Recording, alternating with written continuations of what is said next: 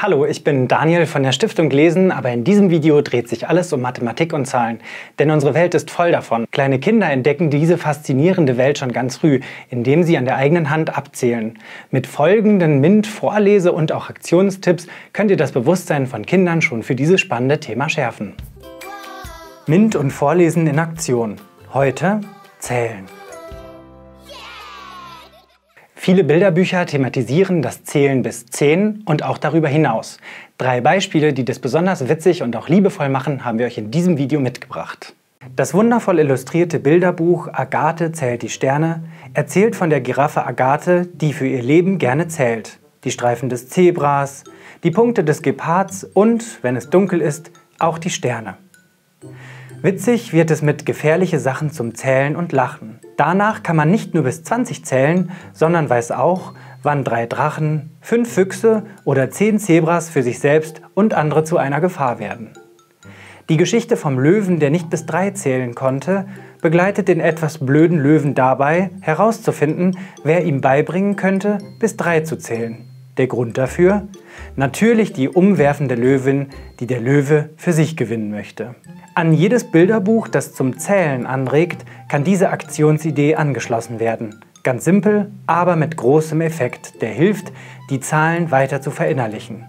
Für die mehrstufige Aktion brauchen wir mehrere Fühlbeutel, Murmeln, einen Jutebeutel, viele Äpfel oder auch eine andere Obstsorte und eine Waage. Schritt 1.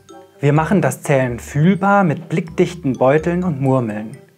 Dazu bereitet man die Fühlbeutel mit einer jeweils unterschiedlichen Anzahl von Murmeln vor. Nun dürfen alle Kinder tasten. Wie viele Murmeln sind in dem jeweiligen Säckchen? Schritt 2. Nun geht es darum, Zahlen zu wiegen. Ein Kind hält den leeren Jutebeutel, das andere legt nach und nach Äpfel hinein und zählt natürlich laut mit. Der Beutel wird gleichmäßig schwerer und schwerer. Danach kann er noch gewogen werden. Schritt 3. Nun wird sich beim Zählen bewegt. Alle hüpfen und zählen gemeinsam. Der erste, zweite, dritte Hüpfer fällt noch leicht, aber irgendwann, bei den hohen Zahlen, wird es anstrengend. Eine Sanduhr findet sich in jedem Haushalt, aber wir basteln unsere Sanduhr lieber selbst. Dafür brauchen wir 2 leere PET-Flaschen, einen Flaschentornado-Adapter, einen Trichter, Vogelsand und eine Stoppuhr, zum Beispiel die des Smartphones. Eine Flasche wird nach Belieben mit Vogelsand befüllt. Danach wird einfach der Flaschentornado-Adapter auf beide Flaschen geschraubt. Jetzt zählen wir den Countdown. 3, 2, 1 und drehen die Sanduhr um. Jeder zählt leise für sich mit, wie viele Sekunden vergehen.